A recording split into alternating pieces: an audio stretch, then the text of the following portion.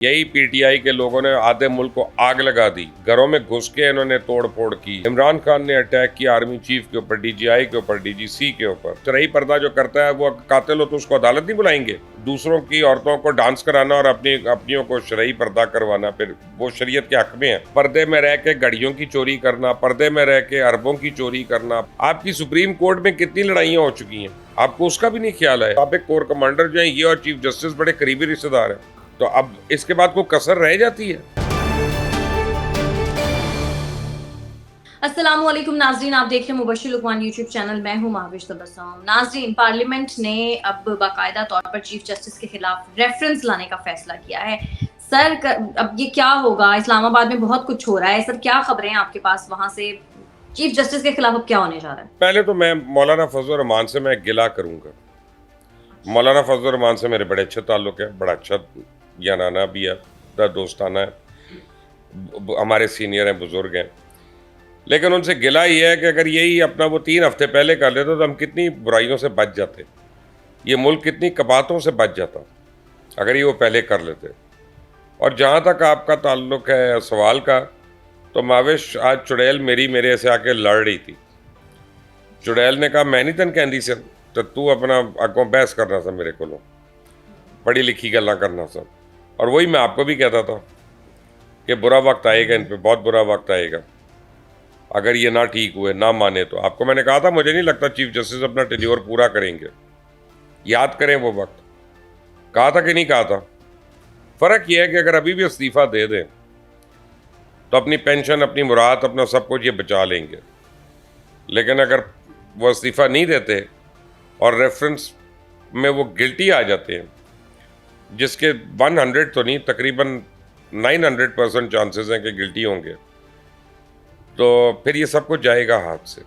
तो आपको लगता है वो इस्तीफा देंगे? आज बड़ी अक्लमंदी का उन्होंने मुजाहरा किया। देखें आप, आज उन्होंने कहा केस को जज जिससे फैसले होने थे, कंटेम्प्ट चार्ज करना था, सब कुछ करना था, उन्होंने कहा इसको आगे करें, 1 हफ्ते बाद सुनेंगे, अभी बड़े ज़रूरी और काम है। बस अली ज़फ़र तो बड़े बेचारे आगे प्लीड करते रहे कि सर सुन लें, कल सुन लें, ये कर लें, वो कर लें। उनका नथिंग डूइंग, आप हमें काम ना बताएं। कल बड़ा अहम केस है हमारा, वो नैब तरामीम के ऊपर है, तो उन्होंने अगले मंगल तक ले गए हैं। अगले मंगल को कौन जीता है तेरी जुल्फ के सर होने तक, फिर अभी देखना क्या होगा। चीफ जस्टिस की तो टोन आज देखें कितनी जल्दी अदालत बंद हो गई, सारे चले गए। और वो रजिस्ट्रार ने बुलाया, उसने कहा आईजी को कि इनको जाके कहें कि चीफ जस्टिस साहब कह रहे हैं सुप्रीम कोर्ट के गेट के आगे ना आए। तो उन्होंने आईजी को वापस मैसेज दिया, उन्होंने कहा आप ऐसा करें, रजिस्ट्रार को और चीफ जस्टिस दोनों को बाहर ले आए ज़रा हमारे पास, हम उनसे खुद मुज़ाकरात कर लेंगे। वैसे भी चीफ जस्टिस को मुज़ाकरात का शौक़ है, वो आज भी कहते रहे हैं पीटीआई को कि आप मुज़ाकरात कर लें। अली ज़फ़र को भी उन्होंने कहा कि आप अपने चीफ को मनाइए, मुज़ाकरात कर लें। तो मुज़ाकरात खुद भी कर लें फिर आके मुज़ाहिरीन से। सर, लेकिन एक बात समझ नहीं आई कि पीडीएम का धरना जारी है और रेड जोन में लोग ही लोग मौजूद हैं। अचानक से दफा 144 वहां से हटा दी गई। यही अगर पीटीआई के लोग होते तो वहां पे शेल ही शेल नजर आते। ये अगर मगर चूके चुना के छोड़े, यही पीटीआई के लोगों ने आधे मुल्क को आग लगा दी, घरों में घुस के इन्होंने तोड़ फोड़ की, आग लगाई, नेशनल मॉन्यूमेंट्स को अटैक किया, इन्होंने नेशनल इंस्टीट्यूशंस को अटैक किया, फिजिकली अटैक किया जीएचक्यू के ऊपर। इमरान खान ने अटैक किया आर्मी चीफ के ऊपर, डीजीआई के ऊपर, डीजीसी के ऊपर, ठीक है ना। इमरान खान ने हर एक के ऊपर अटैक किए।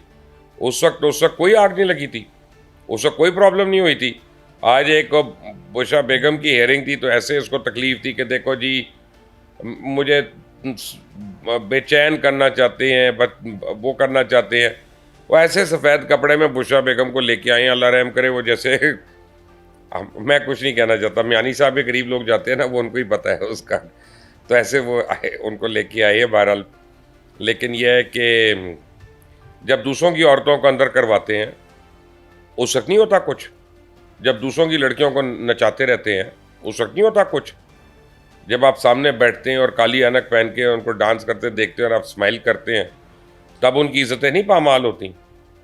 अपनी बीवी जिसने करप्शन की है, चोरी की है, धांधली की है, उसकी अदालत में पेशी है तो उस पर जनाब आपकी इज्जत का जनाजा निकल रहा है। आप लोगों के बच्चों को अरेस्ट कराते हैं, जेल भरो तहरीक करते हैं। अपने बच्चों को बुलाएं ना जरा लंदन से, तीनों को।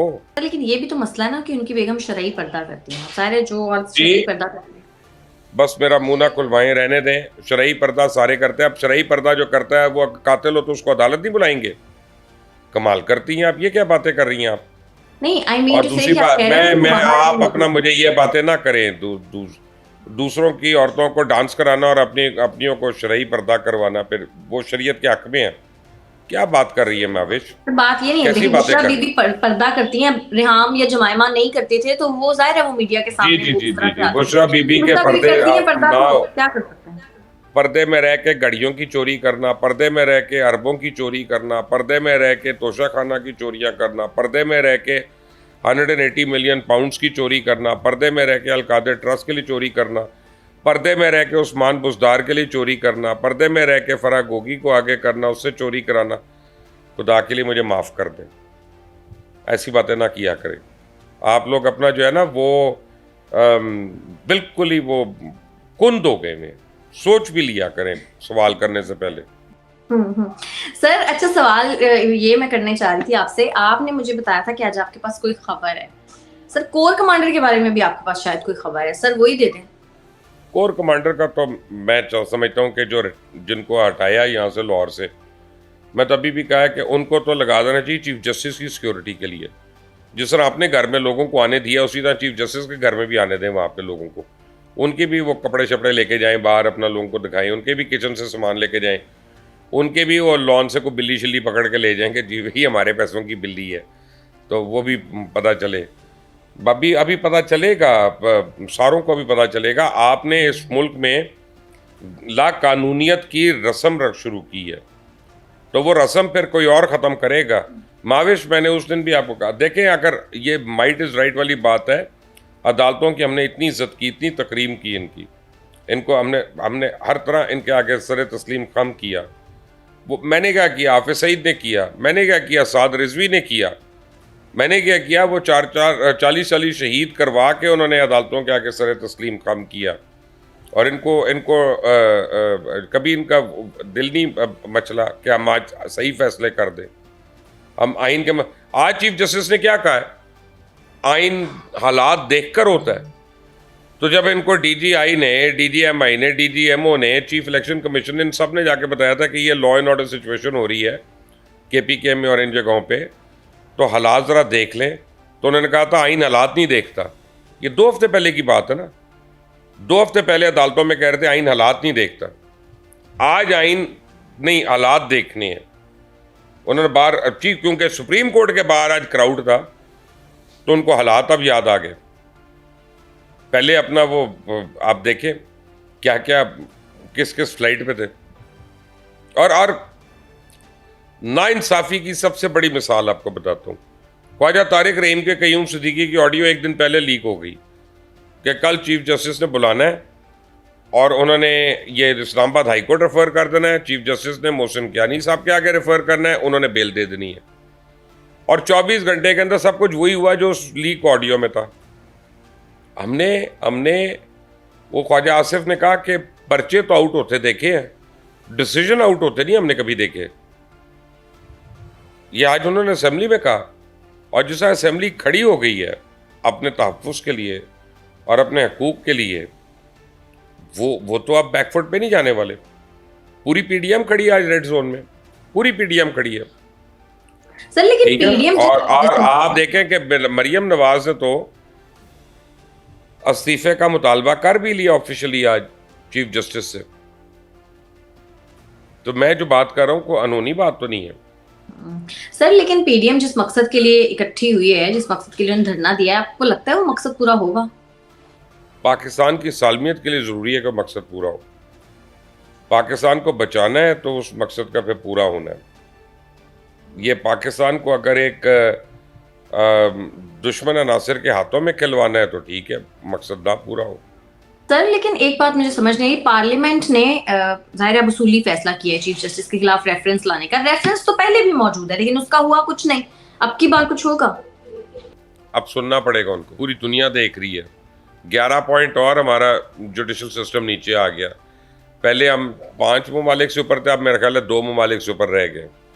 अगले हफ्ते तक इसी तरह फैसले आते रहे तो वो 2 ममालिक से भी हम नीचे चले जाएंगे। तो करना पड़ेगा बीबी, करना पड़ेगा। आप देखें कैसे कैसे 63A को कैसे रीराइट किया कि पहले हमजा शहबाज के लिए जब वोट चाहिए था तो वो 10 वोट कैंसिल हो गए, फिर वही वोट परवेज़ इलाही को पड़ गए 10 के 10। कमाल है 63A की रीराइटिंग कैसे हुई है अदालत में।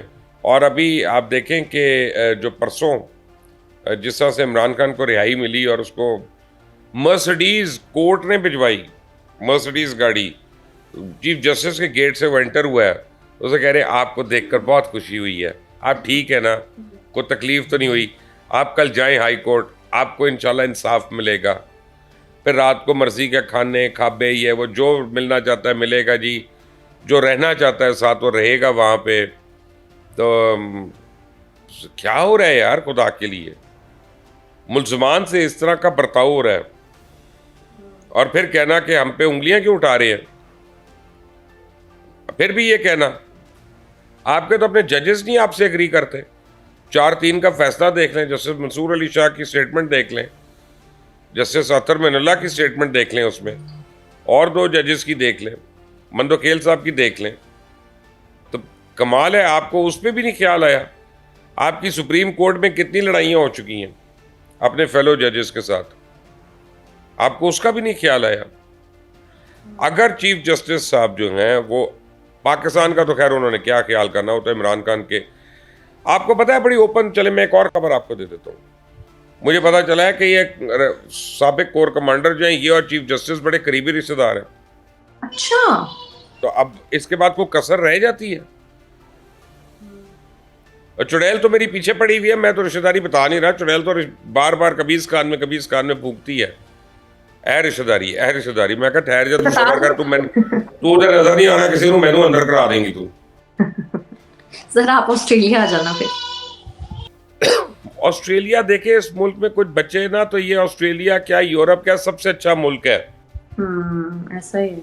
अगर इस मुल्क में यानी हम सिर्फ जस्टिस हो, इंसाफ हो और हमारे कुछ लोग ठीक हो जाए तो इस मुल्क से बेहतर मुल्क ही नहीं है कोई पूरी दुनिया में। ऑस्ट्रेलिया में उस वक्त नहीं किया जब मुझे अल्ताफ सैन ने या स्नाइपर भेजे थे लाहौर में कत्ल करने के लिए, तब मैं नहीं इंग्लैंड भागा था। उन्होंने मुझे असाइलम भी ऑफर की थी उस वक्त। वही जॉर्ज गैलोवे जो आप पीटीआई के लिए बड़ी बड़ी स्टेटमेंट्स देता है, उसी गैलोवे ने हाउस ऑफ कॉमन्स के अंदर खड़े होकर मुझे ऑफर की थी। और मैं कहता नहीं, मैं पाकिस्तानी हूँ, अच्छा बुरा जो भी है वहीं पे बैठ के भुगतेंगे। सर खान साहब के खिलाफ आर्मी एक्ट के तहत मुकदमे की भी काफी चमक हुई हैं, कौमी असेंबली में भी आज इस पर बात हुई। आपको लगता है ऐसा हो सकता है? यार ये असद करल साहब ने कहा था, फिर मेरा ख्याल उन्होंने अपनी ट्वीट खुद भी डिलीट कर ली। होना चाहिए, लेकिन हो रहा है या नहीं इसका मुझे नहीं पता। होना जरूर चाहिए आर्मी एक्ट के तहत। सर लाहौर हाई कोर्ट ने खान साहब की जो अहलिया हैं बुशरा बीबी, उनकी अलकादिर ट्रस्ट में हिफाजती जमानत मंजूर कर ली है। उनकी गिरफ्तारी का खदशा जाहिर किया जा रहा है। आप बुशरा बीबी के बारे में ज़ाहिर बात कर रहे थे, लेकिन सर मुझे ये बस बता दें, आपको लगता है कि हुकूमत का कोई ऐसा प्लान है कि उनको गिरफ्तार करना है? अगर आप चोर हैं और आपकी चोरी साबित हो रही है तो आपको क्यों नहीं गिरफ्तार किया जाएगा? आप मुझे ये बताएं ना कि ये तो हुकूमत की कमजोरियां हैं। अभी तक उस्मान बुज़दार को भी अंदर होना चाहिए था, बुशरा को भी और इमरान को भी, सबको अंदर होना चाहिए था। गोगी को भी इंटरपोल से वापस बुलाना चाहिए, एहसन गुज्जर को भी बुलाना चाहिए। इनके जितने फ्रंटमैन हैं सबको बुला के एक दफ़ा इनको 9 नंबर का वो जो है ना उससे आशना कराना चाहिए। जिसने पाकिस्तान का पैसा लूटा, मैं उसके मामले में बिल्कुल बेरहम हूँ। सर ऑपोजिशन लीडर राजा रियाज साहब कहते हैं कि खान साहब ने पाकिस्तान के साथ वो किया है जो कभी भारत या तालिबान भी ना करते। वो कहते हैं इनको सरेआम फांसी देनी चाहिए। सर आपको लगता है सियासतदानों को इतने सख्त अल्फाज यूज करने चाहिए? बाय द वे ये तो इंडियंस कह रहे हैं, मैं तो नहीं, राजा रियाज ने तो नहीं कहा।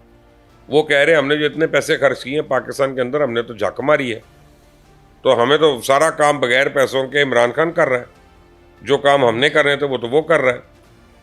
ये तो आपका दुश्मन भी मान रहा है ये बात। लेकिन सर आपको लगता है हमारे सियासतदानों को इतने सख्त अल्फाज यूज करने चाहिए?